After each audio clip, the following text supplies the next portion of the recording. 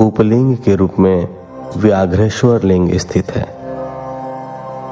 इस प्रकार मैंने आपको 12 ज्योतिर्लिंगों और उपलिंगों के बारे में बताया। इनके दर्शनों से समस्त मनोरथ सिद्ध होते हैं।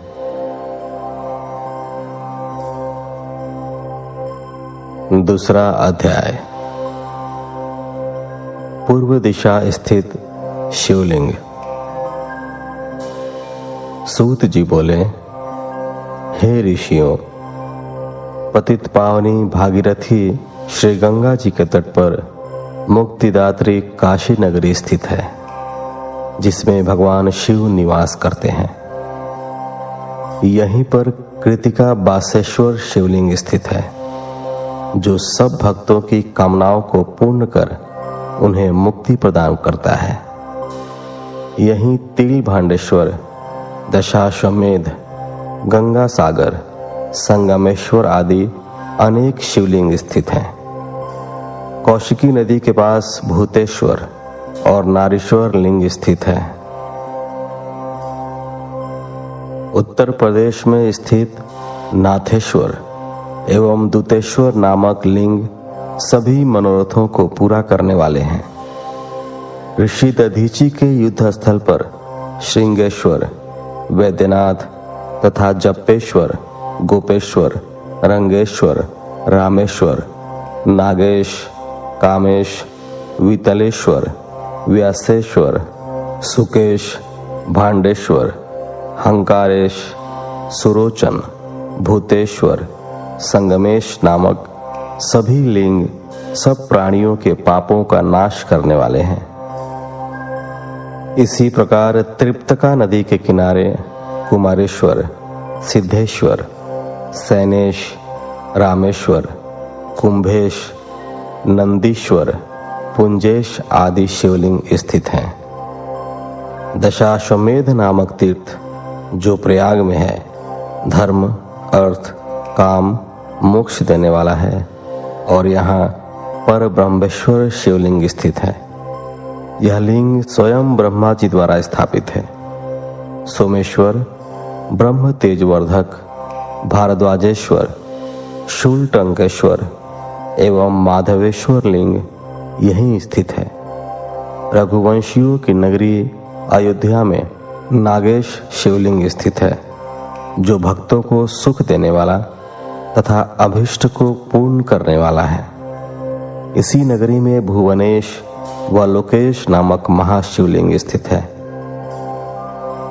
कामेश्वर, शुद्धिकर्ता गणेश, शुक्रेश्वर एवं शुक्र सिद्धि नामक शिवलिंग लोक कल्याण हेतु स्थापित किए गए हैं। सिंधु नदी के किनारे बटेश्वर, कृपालेश एवं वक्रेश आदि लिंग स्थित हैं।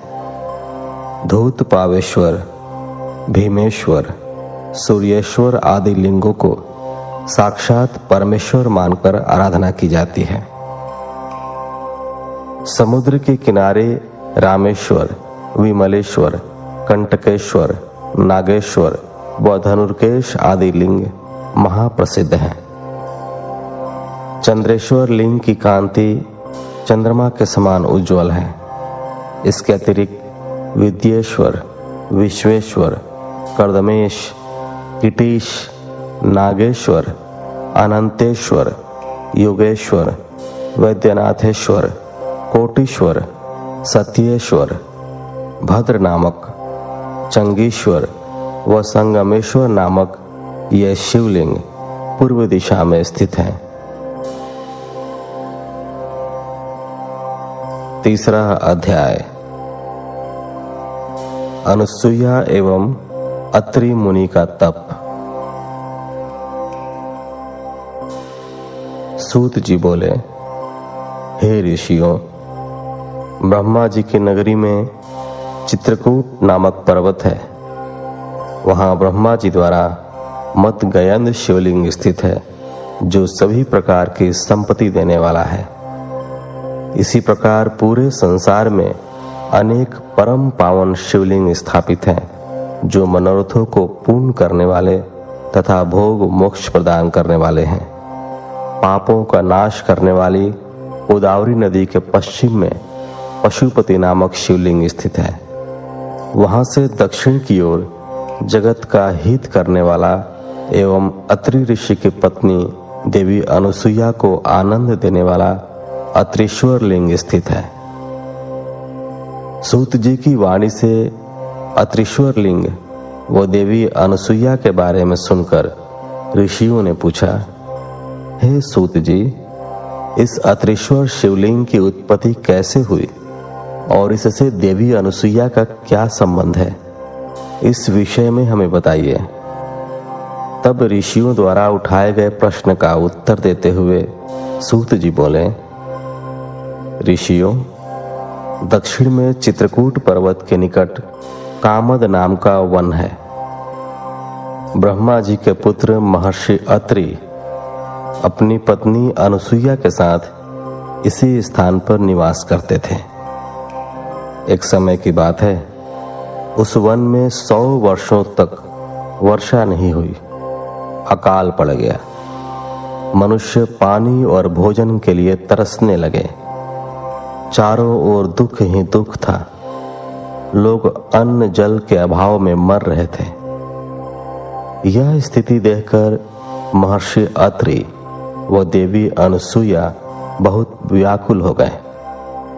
तब अनुसुईया ने अपने पति से कहा, स्वामी, मैं इन प्राणियों को इस दुख की स्थिति में नहीं देख सकती। कुछ प्रयत्न कीजिए ताकि इनके दुख दूर हो जाएं और प्रसन्नता छा जाए। अपनी पत्नी देवी अनुसुईया का निवेदन सुनकर महर्षि अत्रि पद्मासन में बैठ गए और भगवान शिव के चरणों का ध्यान करने लगे। इस प्रकार जब वे समाधि में बैठ गए तब उनके सभी शिष्य उनको अकेला छोड़कर वहां से चले गए, परंतु देवी अनुसुईया अपने पति की सेवा में लगी रही। उन्होंने भगवान शिव की मूर्ति स्थापित की और फिर उसकी विधि पूर्वक पूजा अर्चना की। इस प्रकार वे भी शिव जी की आराधना में लीन हो गई। जब देवताओं को इसका ज्ञान हुआ तो वे अत्रि और अनुसुईया के आश्रम में पधारे। उनके साथ गंगा नदी भी थी। वे देवी अनुसुईया की प्रशंसा करते हुए बोले कि हमने देवी अनुसुईया जैसी भक्ति आज तक नहीं देखी, जो पति धर्म और भक्ति धर्म का एक साथ दृढ़ता से पालन कर रही है। निश्चय ही आप दोनों धन्य हैं। यह कहकर अन्य देवता अपने स्थान को चले गए, परंतु भगवान शिव व गंगा जी ने वहीं निवास किया। गंगा जी बोली कि देवी अनुसुईया का हित किए बिना मैं यहां से कहीं नहीं जाऊंगी। भगवान शिव अंश रूप में महर्षि अत्रि के आश्रम में रहे और कैलाश पर्वत पर चले गए। महर्षि अपनी तपस्या में पूर्व की भांति लगे रहे। इस प्रकार अकाल पड़ते पड़ते 54 वर्ष बीत गए। देवी अनुसुईया भी अपने वचन को निभाती रही कि पृथ्वी पर वर्षा से पूर्व मैं अन्न जल ग्रहण नहीं करूंगी। अनुसुईया श्रद्धा भाव से शिव जी के चरणों में अपना ध्यान लगाती रहीं। चौथा अध्याय, अत्रीश्वर की महिमा वर्णन। सूत जी बोले, हे ऋषियों, तपस्या करते हुए महर्षि अत्रि को बहुत समय बीत गया था। एक दिन मुनि ने समाधि से जागकर अनुसुईया से कहा, देवी, मुझे बड़ी जोर की प्यास लगी है। आप कहीं से जल लाकर मेरी प्यास शांत करें। अपने पति की आज्ञा का पालन करते हुए अनुसुईया ने हाथ में कमंडल लिया और पानी लाने के लिए चल दी। साध्वी अनुसुईया पानी की तलाश में इधर उधर घूम रही थी।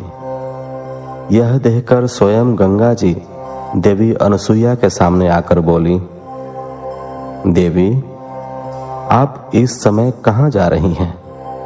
तब उनका ऐसा प्रश्न सुनकर देवी अनुसुईया ने गंगा जी से पूछा, भगवती आप कौन हैं और कहां से आ रही हैं?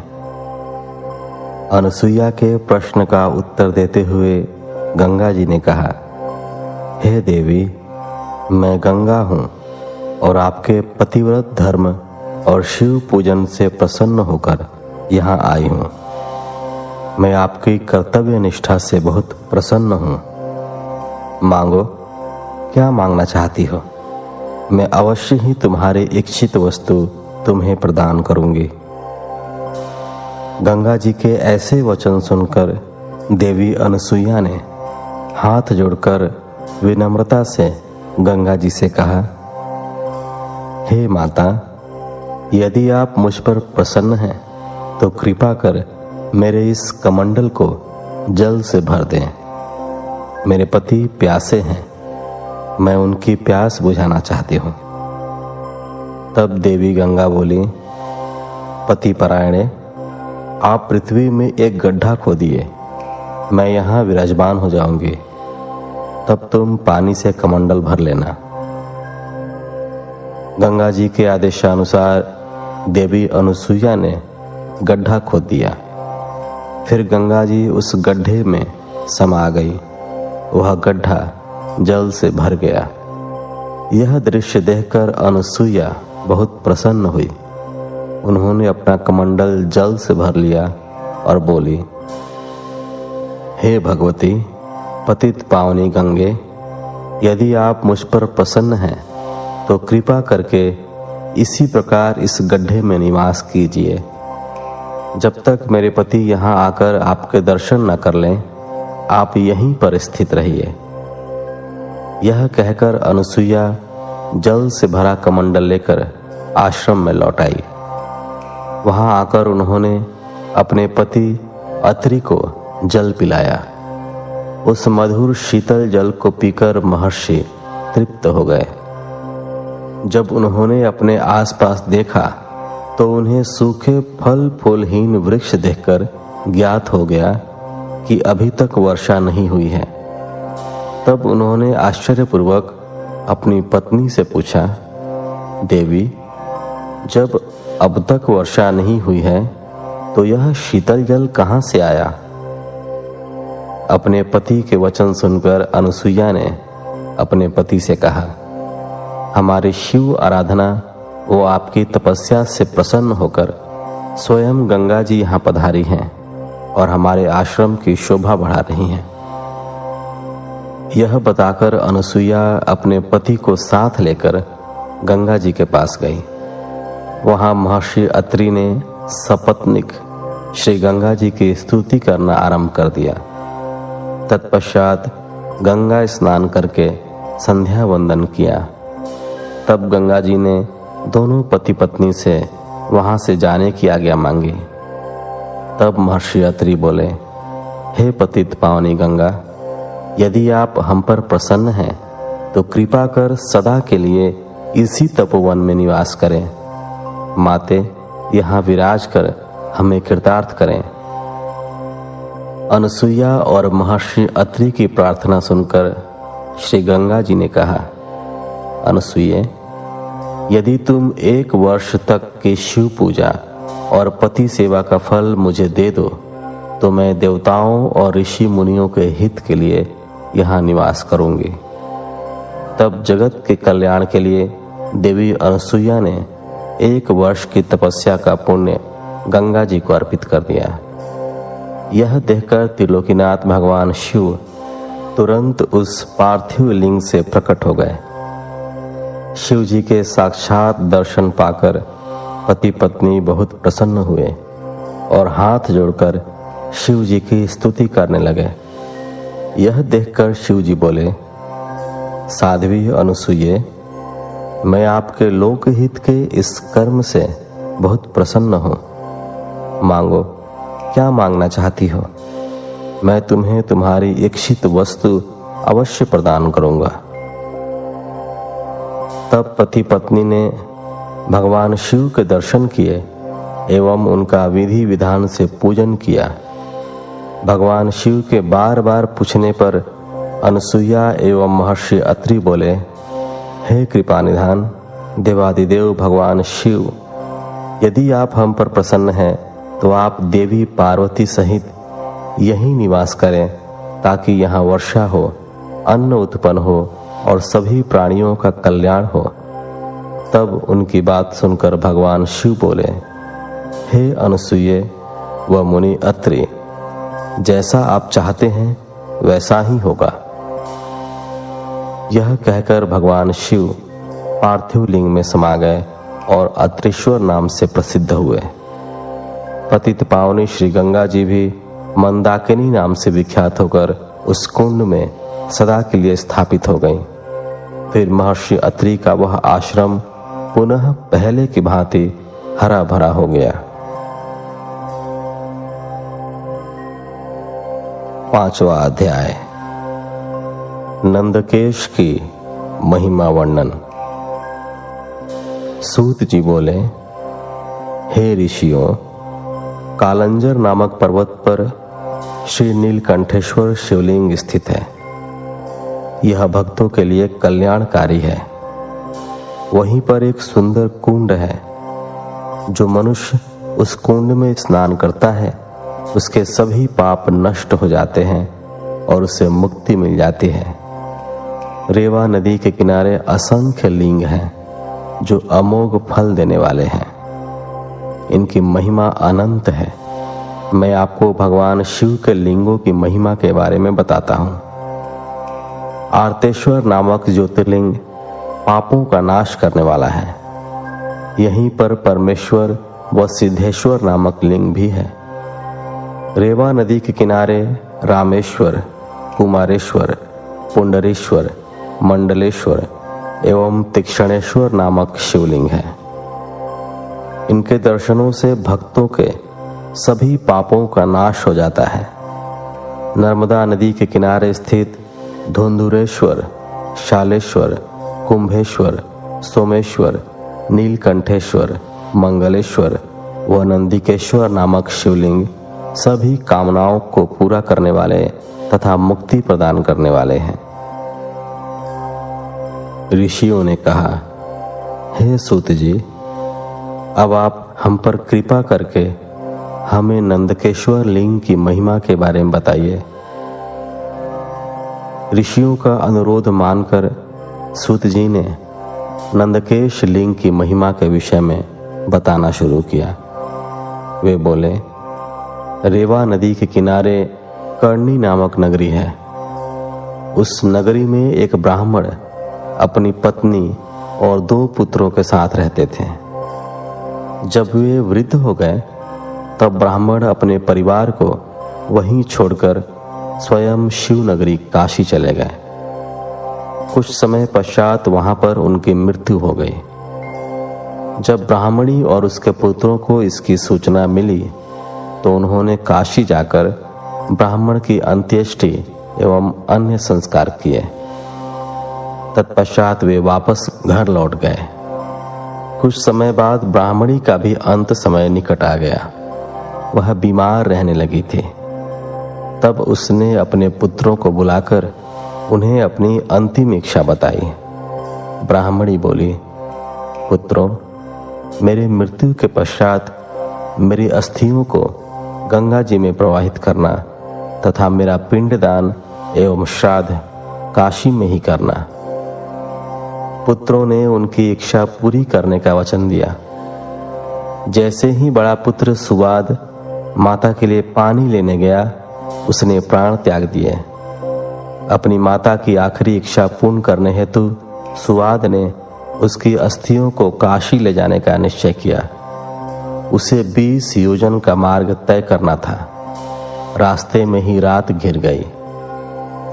तब सुवाद ने एक ब्राह्मण के यहाँ रात गुजारने का फैसला किया। उस ब्राह्मण के घर रुककर सुवाद भगवान शिव का पूजन करने के पश्चात वहीं पर विश्राम करने लगा। तभी वहां उसे एक अद्भुत बात दिखाई दी। 6वां अध्याय, ब्राह्मणी की सद्गति व मुक्ति। सूत जी बोले, हे ऋषियों, जिस ब्राह्मण के घर में सुआद ठहरा था वह सुबह शाम दोनों समय अपनी गायों का दूध निकाला करता था। आज भी